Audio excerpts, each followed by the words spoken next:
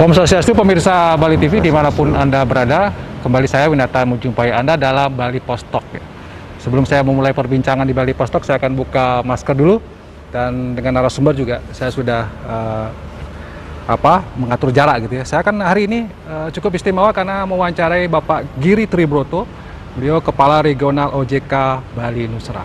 Apa yang kita bicarakan tentu berkaitan dengan lembaga-lembaga keuangan yang ada di Bali, perbankan dalam situasi pandemi COVID ini yang sudah memasuki bulan ke-9 kalau tidak salah.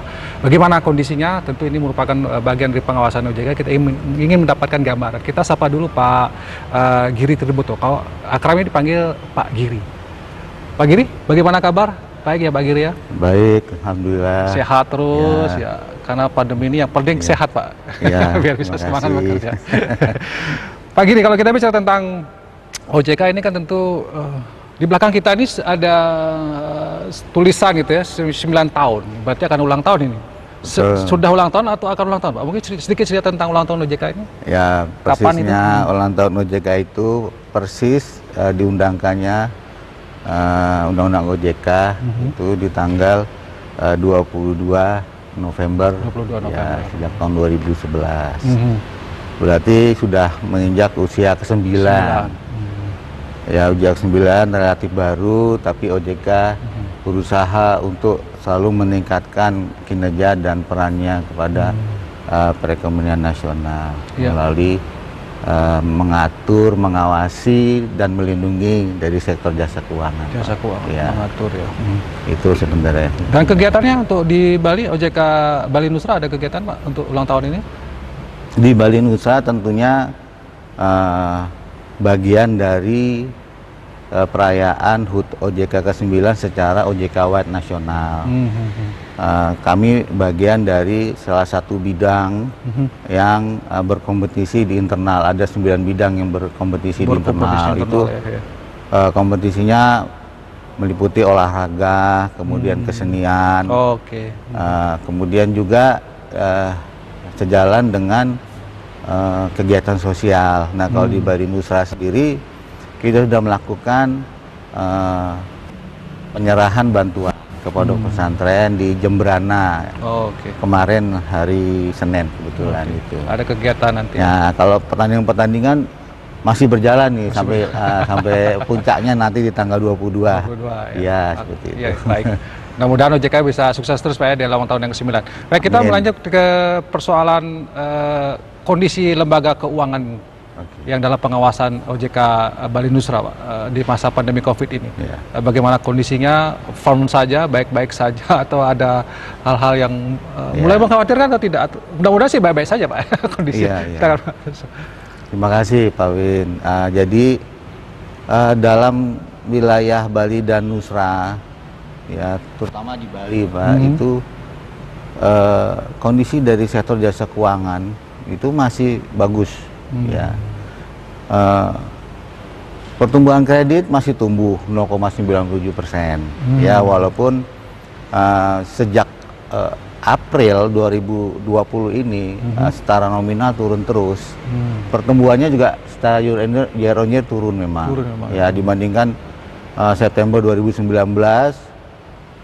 sampai di September 2020 ini memang jauh menurun dari sekitar 8% lebih ya tahun 2019 bulan September itu menjadi 0,97. Tapi kondisi para kinerja dari sektor jasa keuangan, baik itu perbankan, perusahaan pembiayaan, pasar modal, itu masih terjaga dengan baik. Ya, baik secara nasional maupun di wilayah Bali dan Nusra. Itu terlihat dari NPL yang masih secara gross masih sekitar 3,4 gitu ya. Kemudian permodalan itu masih sekitar 23,39%. Demikian juga likuiditas kita punya parameter alat likuid dan non-core depositnya itu masih jauh di atas threshold minimal. Terakhir di bulan September ini 2020 masih 145%.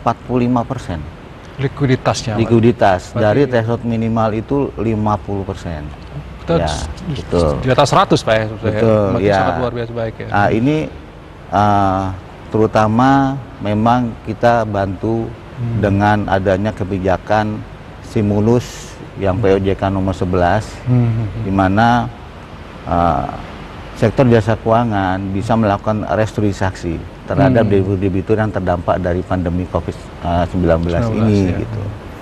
Dan kelihatannya ini bisa menyokong kondisi dari sektor jasa keuangan yang saya katakan tadi masih bagus. Ya. Oleh karena itu di akhir Oktober ini OJK memutuskan untuk memperpanjang dari kebijakan restrukturisasi, termasuk nanti stimulus-stimulusnya. Restru itu nggak harus nanti langsung kolektibilitasnya non lancar, tapi tetap bisa lancar. Nah, ini penting. Kenapa? Karena kalau kolektibilitasnya di restru tetap lancar, itu tidak ada kewajiban bank untuk membentuk cadangan. Karena cadangan itu akan menjadi biaya. Ya. Betul. Ya. Nah, itu yang pertimbangan kami. Jadi akan memperpanjang kebijakan tadi ya Pak ya? Ya. Sampai kapan ini? Apakah ada jangka waktunya untuk lebih menguatkan sektor benar, jasa Pak Win. keuangan? Jadi sebelumnya PJK nomor 11 itu hanya berlaku 1 tahun, dikeluarkan bulan Maret dan berlaku 1 tahun. Berarti Maret sampai 2020. Tapi dengan pertimbangan bahwa ini dapat membantu, terbukti membantu daya tahan sektor jasa keuangan, dan melihat hingga sampai saat ini ya pandemi ini masih belum mereda. Ya, belum jelas kapan berakhirnya Pak ya. Nah, jadi kita perpanjang lagi sampai tahun 2022. 2022. Ya. Oke, baik. Mudah-mudahan kita juga berharap nggak perlu sampai tahun 2002 sudah selesai lah. Kan kita berharap yang namanya vaksin itu sudah mulai ada. Mudah-mudahan kita berharap semua Pak seperti itu ya. Pak Giri, kalau kita bicara tentang data-data ekonomi itu ya, yang sudah dikeluarkan oleh BPS ya dan juga BI, bagaimana pertumbuhan ini, kita ngomongnya Bali kan terdampak luar biasa ini, minus 12% katanya year to year-nya, walaupun Q to Q-nya sudah ada mulai pergerakan lah sedikit.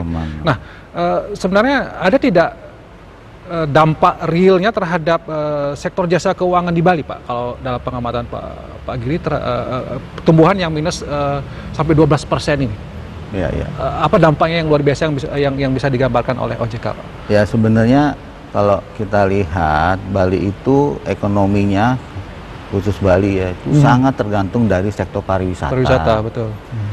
Dalam kondisi normal aja, sektor pariwisata Bali itu sudah menyumbang 55% dari sektor pariwisata secara nasional. Ya, jadi kalau ada pandemi ini, di mana turis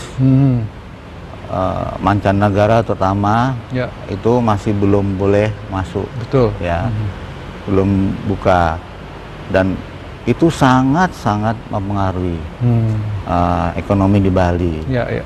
Akhirnya ya minus 12 itu. Kemudian bagaimana dampaknya terhadap sektor jasa keuangan?